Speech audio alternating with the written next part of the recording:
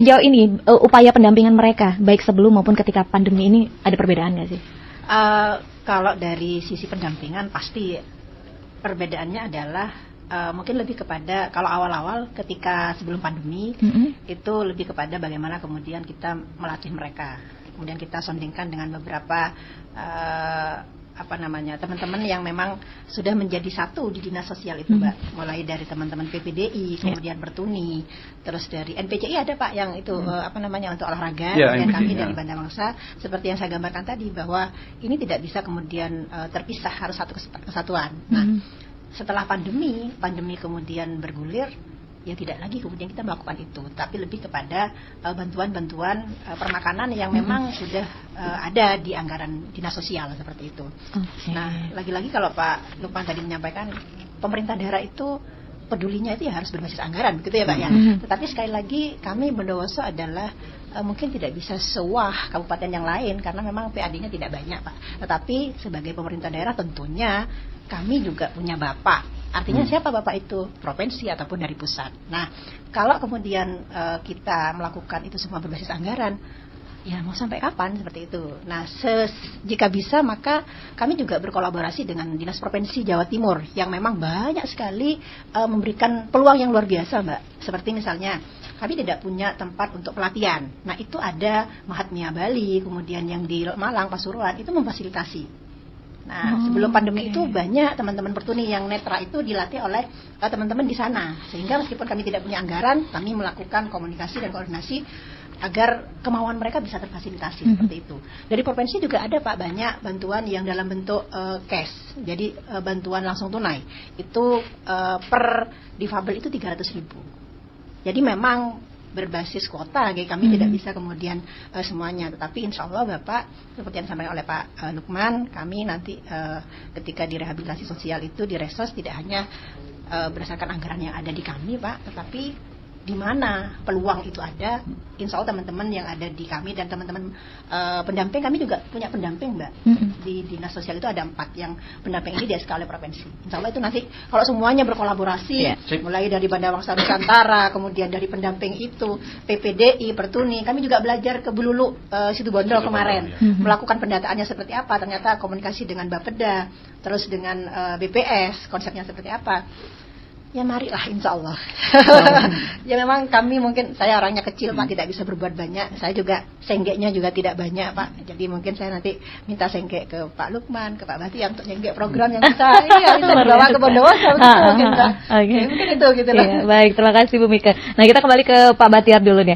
Pak, ada nggak sih program khusus kewirausahaan kalau kita bicara tentang program pemerintah untuk rekan-rekan atau adik-adik yang difabel seperti itu. Nah, untuk program khusus kewirausahaan bagi mereka apakah sudah mulai berjalan atau mungkin masih akan digagas atau bagaimana? Untuk kegiatan program kewirausahaan untuk saudara-saudara kita disabilitas di Bondowoso, mungkin ke depan baru kita programkan. Jadi kita identifikasi, kita cari teman-teman yang sudah punya usaha di UMKM, nanti kita kumpulkan, kemudian kita tahu berapa orang, nanti kita programkan khusus pelatihan kewirausahaan.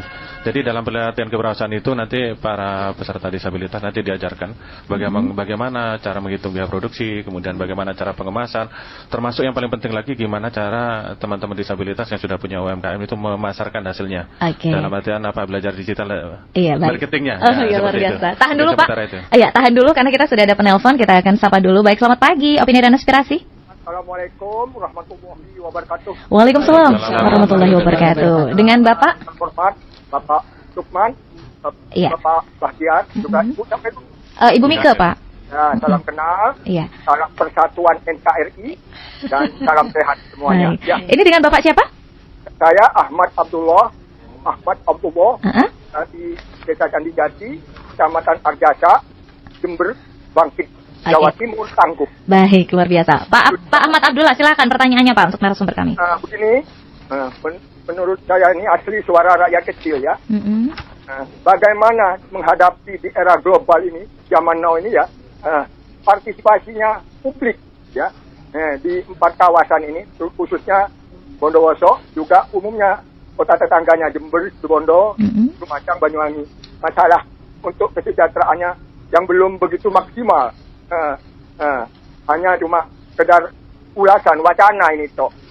untuk empat tetangga ini, bagaimana untuk bisa mensejahterakannya, partisipasinya publik, biar terbukti secepatnya. Karena ini masih belum merata, disabilitas ini masih belum merata ke semua jajaran. Gitu.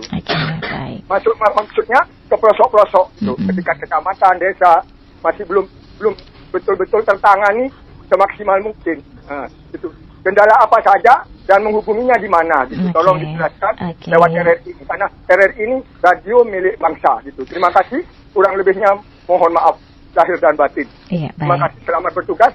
Semoga sukses selalu. Wassalamualaikum warahmatullahi wabarakatuh. Waalaikumsalam warahmatullahi wabarakatuh. Terima kasih Bapak Ahmad Abdullah yang pagi hari ini menyempatkan untuk bertanya langsung ya, untuk berpartisipasi dalam telepon 33652. Monggo silahkan pertanyaannya bisa dijawab terlebih dahulu. Mungkin dari siapa dulu? Dari Pak Bahtiar? Ya, siap, dari saya. Mungkin tadi yang disampaikan Bapak ya. Ini saya akan bicara khususnya di Kabupaten Jember. Mungkin nanti di kabupaten-kabupaten lain nanti bisa dikomunikasikan lebih lanjut. Ini khususnya gini Pak, kaitan dengan pemberdayaan disabilitas di Kabupaten Jember. Ini ada salah satu lembaga pemerintah milik pemerintah Provinsi Jawa Timur, itu namanya Balai Latihan Kerja. Itu yang ada di Jalan Basuki Rahmat 203. Itu siap memberikan fasilitasi berbagai macam program pelatihan yang dibutuhkan masyarakat.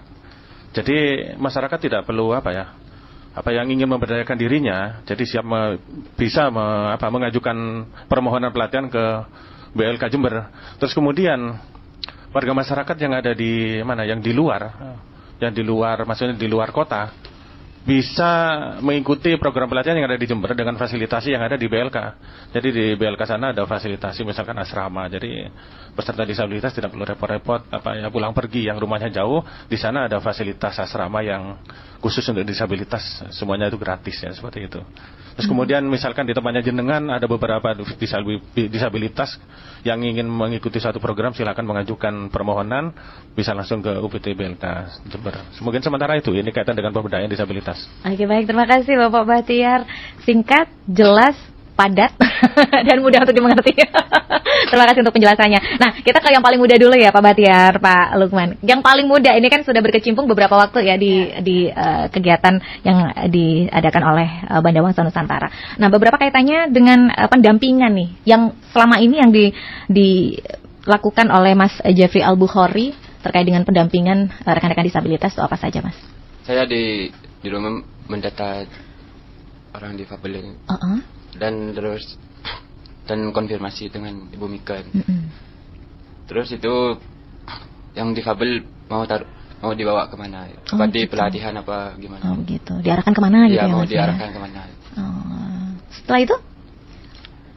Dan saya perlu kayak pendamping. Oh gitu.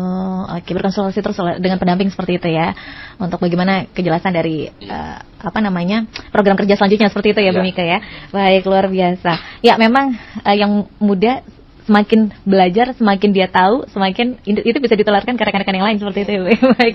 Nah, sejauh ini saya ingin bertanya kembali kepada Bu Mika. Sejauh ini bentuk usaha yang paling diminati ini atau yang sering mereka kerjakan seperti apa, Bu?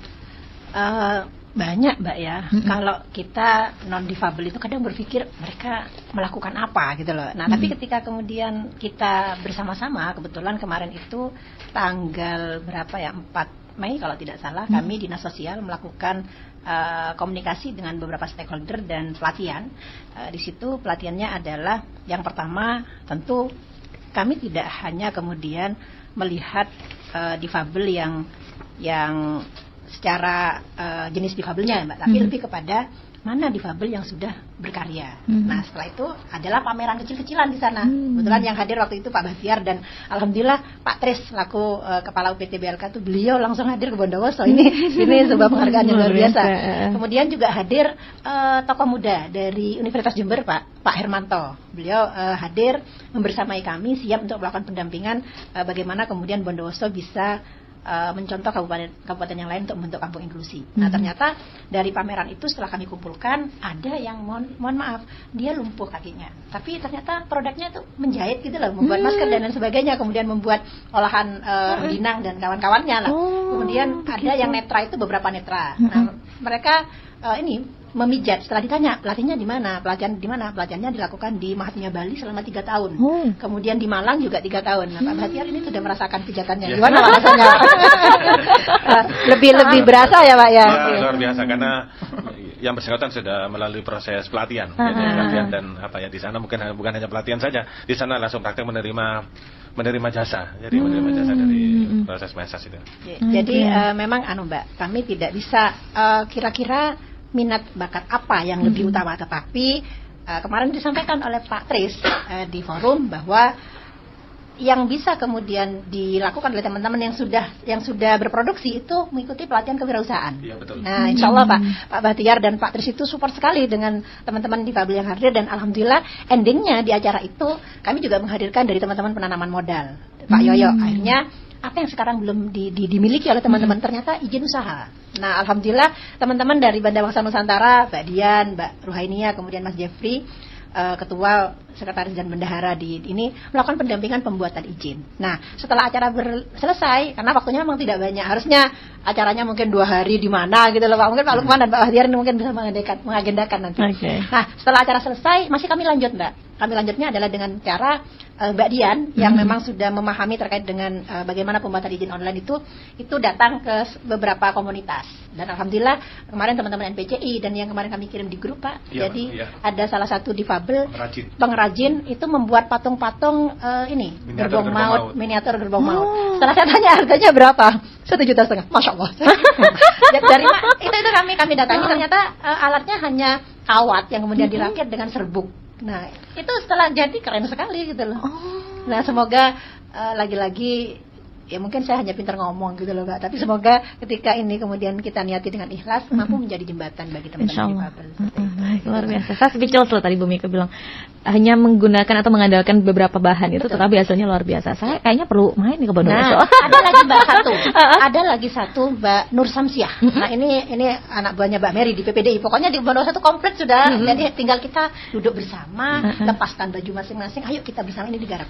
Itu mereka melakukan pembuatan bag itu ya, yang biasanya kita buat map atau apa. Harganya hanya 20.000. Batin saya kalau disuruh buat ini nggak bisa. Mbak, ini sampean jual ini kan dari kain perca. Sampean bisa dapat laba. Iya Bu. Masya Allah. Pokoknya semoga ke depan saya punya keinginan ingin membuat, ya namanya cita-cita. Betul. Ingin membuat sebuah gebyar pameran karya difabel setapal kuda. Luar biasa. Semoga terrealisasi insyaallah.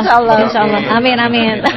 Nah, terima kasih Ibu Mika. Kita kembali ke Pak Lukman Hakim. Pak, seperti yang tadi saya sempat tanyakan kepada Bu Mika. Ini bentuk usaha apa sih sebenarnya yang paling diminati kalau untuk wilayah Jember sendiri sih? Kalau menurut Pak Lukman, melihat potensi-potensi yang ada. Kalau potensi di Jember lihat dari gerakan teman-teman, ini memang berbasis kepada UMKM kebanyakan. Jadi UMKM sekarang menjadi tren. Dan sejauh ini bagaimana progresnya? Progresnya ya cukup bagus lah. Luar biasa. Karena kalau UMKM kan tergantung juga selain kualitas dari produk itu sendiri, juga daya beli kan. Nah, di Jember ini insya Allah dari daya beli masyarakat ini cukup besar Jember ini. Ya, karena kita dengan jumlah penduduk yang juga cukup besar. Kurang lebih kita konsumtif ya Pak orangnya. Iya. Benar-benar ada hal kecil saja. Sekarang ini apa-apa serba beli online gitu. Ambil cara gampang, paling gampang aja gitu. Nasi goreng gitu ya. Online. Katanya sih ya kalau kita tuh biasanya gini Pak, beda tangan beda ini. Enggak gaul Pak, betul. Kalau istilah kerennya itu Mbak dulu, itu bahasanya begini, siapa yang menguasai teknologi maka dia akan menguasai dunia. Oh, itu luar biasa. Itu pengalaman saya ya. Iya. Pengalaman saya. Kebetulan saya mempunyai sebuah produk UMKM juga, namanya keripik tempe Mamira. Mamira itu katanya masyarakat mikir rasional. Oh ya, luar biasa. Jadi dari 1.000 kontak WA saya, itu tidak bosan saya tiap hari itu saya kirimi semua. Kadang sampai diblokir Bu ya. Akhirnya dari pengalaman diblokir itu saya rubah lagi model-model komunikasinya. Desainnya saya rubah lagi Bu, dengan cara mendoakan. Semoga hari ini lebih baik dari hari kemarin gitu. Barangkali Bapak membutuhkan keripik tempe Mamira sebagai teman ngopi, teman diskusi gitu ya. Saya rubah. Akhirnya minimal mereka yang tidak beli itu alhamdulillah amin. Iya betul. Itu memperlancar usaha juga Pak. Awal dari pemblokiran gitu ya. Karena terlalu sering kan Pak ya. Ini BA isinya kok dagangan. Oke, baik. Oke, masih dengan Pak Lukman Hakim nih Pak. Ini ada nggak sih Pak kampanye sosial dalam rangka meningkatkan kepedulian masyarakat terhadap penyandang disabilitas untuk wilayah Jember? Seharusnya ada kampanye sosial, terutama di hari-hari semacam Hari Disabilitas Internasional, itu harus ada. Untuk tahun ini di Jember libur. Ada di Bina Sehat Hari Disabilitas. Ya. Jadi perlu gerakan masif lintas sektoral. Yang lebih keren sekarang istilahnya ini Bu. Sinergi kolaborasi, akselerasi. Kan ya. Iya, baik. Bisa ditambahkan mungkin oleh Pak Bahtiar dulu, sesuai dengan pertanyaan tadi Pak. Kampanye Pak, terkait dengan kampanye sosial. Memang diharapkan ke depan mungkin ada suatu gerakan ya, gerakan daripada gerakan besar dari teman-teman disabilitas yang kemudian didukung oleh banyak lintas sektoral. Jadi dalam artian dari gerakan itu bisa lebih meningkatkan semangat daripada teman disabilitas dalam rangka meningkatkan kesejahteraannya. Jadi harapan kita ada kegiatan yang seperti itulah. Tujuannya ya itu. Jadi ada menyemangati teman disabilitas dalam rangka untuk lebih meningkatkan kesejahteraannya. Jadi sementara itu. Iya, baik, terima kasih Pak Bahtiar. Nah, kita ke Ibu Mika, Bu. Ini bagaimana nih, Bu, bagi anak difabel yang kehilangan orang tua sejauh ini apa yang sudah diupayakan? Kalau bagi difabel yang kehilangan orang tua, kita menggunakan, kalau di kami itu ada orang tua asuh ya Mbak ya. Tetapi lagi-lagi kita tidak bisa lepas dari kultur budaya masyarakat di Bondowoso khususnya. Nah, kenapa saya terima kasih banyak kepada Pak Bahtiar dan Pak Tris yang kemudian memfasilitasi kami. Karena kalau di masyarakat di desa itu, jangankan yang difabel, Mbak, kami aja yang non difabel itu kalau mau keluar kota itu rasanya ngapain dia kerja jauh-jauh gitu kan, di Bondowoso aja mangan gak mangan sih penting kumpul gitu kan bahasanya. Nah, jadi ketika ada anak terlantar yang kemudian atau anak yang kehilangan orang tuanya, lebih di ini kadang diopeni oleh saudaranya. Nah, diopeni oleh saudaranya, kami negara hadir ketika kemudian ya lagi-lagi kami melibatkan teman-teman pendamping. Kami punya pendamping anak juga di sana. Karena kalau kita kemudian turun tidak punya kompetensi, maka akan lari, Mbak. Ketika komunikasi gitu loh. Jadi teman-teman pendamping anak itu yang kemudian support system terhadap apa sih kemauan mereka. Teman-teman pendamping difabel itu juga langsung turun ke lapangan ketika memang ada laporan yang butuh mereka gitu loh. Kalau kami kemudian tidak melakukan komunikasi dengan stakeholder dan seluruh ini, tentu ya tidak mudah, karena negara selaku kami dinas sosial itu kan ini tangan kami tidak banyak, maka kami tetap butuh teman-teman pendamping dan teman-teman pemangku kebijakan yang lain. Dan saya juga hari ini menyampaikan terima kasih yang paling besar kepada Pak Mais, beliau selaku wakil rektor Universitas Argopuro, karena beliau juga yang kemudian peduli difabel terkait dengan beasiswa pendidikan yang di yayasan kami, Mbak. Kalau kampanye sosial, alhamdulillah dinas sosial per kemarin tanggal 13 kami berkirim surat ke desa, ke masing-masing desa. Kebetulan desanya itu ada 219 dan melakukan pendataan secara objektif. Tentu ketika kami melakukan pendataan, kami juga ingin melibatkan teman-teman organisasi difabel. Kalau di Bondowoso itu ada Pertuni, PPDI, Bandawasa Nusantara, ini ada Srikandi juga. Sambil lalu kita itu menyampaikan bahwa difabel itu sebenarnya apa? Karena pemahaman saat ini Pak Lukman dan Pak Bahtiar, difabel itu kan asumsi orang-orang hanya yang cacat secara lahir, cacat dari lahir gitu loh. Padahal kriteria difabel itu kan di samping jenis difabelnya sendiri itu karena memang bawaan, karena sakit atau tidak sehat, yang ketiga juga karena kondisi kecelakaan dan lain sebagainya. Ini yang kemudian perlu dipahami bersama, Mbak. Jadi kampanye itu bisa dilakukan ketika seluruh OPD terkait, dinas kependudukan, dinas kesehatan, dinas pendidikan memahami kriteria difabel itu seperti apa. Tentu ini tugas dinas sosial ya Pak Lukman ya. Nanti Pak Lukman jangan ke saya. Insya Allah kami akan melakukan itu. Satu akan melakukan sosialisasi itu, dan yang kedua juga akan insya Allah melebarkan sayap untuk kemudian merangkul teman-teman kepala desa. Karena di desa itu kalau kita berbicara perda Pak, harusnya desa itu menganggarkan khusus terkait dengan difabel. Itu ada di perdanya. Nah, kenapa kemudian tidak melakukan itu? Mungkin tadi bukan tidak mau Pak Lukman, tetapi masih perlu duduk satu meja seperti itu. Mungkin begitu. Baik, terima kasih Bu Mika, karena memang waktu kita sangat terbatas sekali. Ini mungkin satu pertanyaan terakhir sebelum kita closing statement. Ini satu pertanyaan terakhir yang bisa dijawab oleh semuanya. Bisa Ibu Mika, Pak Lukman dan juga Pak Bahtiar, atau mungkin Mas Jeffrey juga. Ini Mas Jeffrey masih terlalu muda ya. Ini kita ke yang sudah memiliki putra saja, karena pertanyaannya ini boleh jadi ini merupakan sebuah tips, Bu, bagaimana agar orang tua tidak malu dan minder dalam mengasuh anak yang memiliki keterbatasan seperti itu. Kalau untuk, bisa dimulai dari Pak Lukman dulu. Bagaimana orang tua tidak minder? Iya. Ketika mempunyai anak yang memiliki keterbatasan. Ya, bahwasanya itu anak itu adalah anugerah pemberian Tuhan. Ya, harus kita syukuri apapun keadaan anak itu, dan kita yakin bahwasanya di balik kekurangan pasti ada kelebihan. Itu prinsipnya. Pasti anak yang mempunyai kelainan fisik, kekurangan fisiknya kurang, tentu dia akan mempunyai kelebihan. Baik, terima kasih. Hanya dengan berprinsip itu, di balik kekurangan pasti ada kelebihan, kita tidak akan minder. Betul. Untuk Pak Bahtiar, silakan Pak. Jadi untuk seperti itu, kita bisa melibatkan teman-teman disabilitas yang sudah berhasil dan mempunyai kemampuan. Jadi kita ajak bersama-sama ke tempat orang tua bahwa anak-anak disabilitas bisa bangkit seperti teman-teman disabilitas yang lain. Jadi kita melalui pendekatan, kita datangi dengan melibatkan beberapa teman-teman disabilitas yang sudah berhasil. Jadi menunjukkan bahwa tidak akan bisa di rumah saja, tapi harus bisa seperti yang lain. Jadi bisa bergaul, bisa belajar bersama, bisa semuanya bisa seperti dengan non disabilitas. Jadi seperti itu. Itu lebih bagusnya pendekatan melalui teman-teman disabilitas kepada orang tua melalui disabilitas yang sudah berhasil. Ini sebagai pemberian motivasi gitu ya. Bisa seperti itu. Jadi menunjukkan bahwa memang harus harus bisa bergaul, harus bisa belajar, harus bisa semuanya seperti teman-teman disabilitas. Jadi kita lebih baiknya mengajak dari disabilitas yang sudah berhasil. Baik. Untuk Ibu Mika? Baik, terima kasih. Ini sebenarnya PR ini ke depan berarti. Kalau saya Mbak, kebetulan beberapa waktu lalu duduk dengan teman-teman pendamping kami. Kebetulan di kami itu kan ada ODTJ, kemudian ada difabel, kemudian ada anak-anak yang kemudian terlantar berhadapan dengan hukum.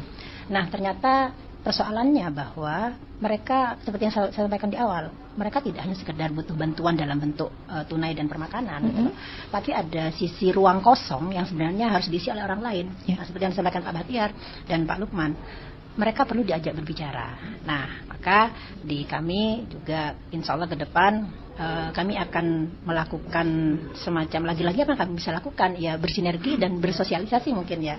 Bersosialisasi mungkin dalam bentuk bisa audiovisual, Mbak.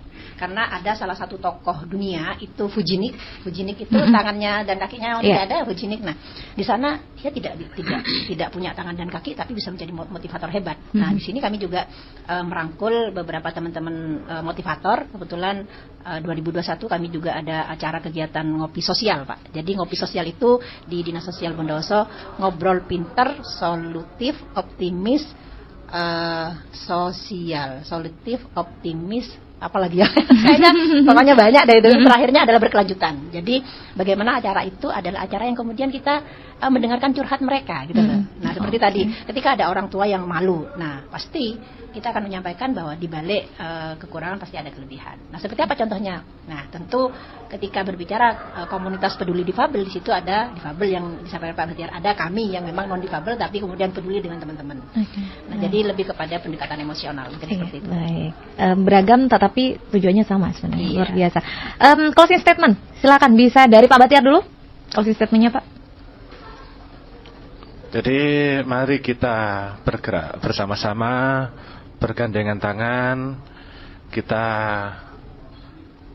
bergerak, kita tingkatkan produktivitas teman-teman disabel supaya menuju kesejahteraannya.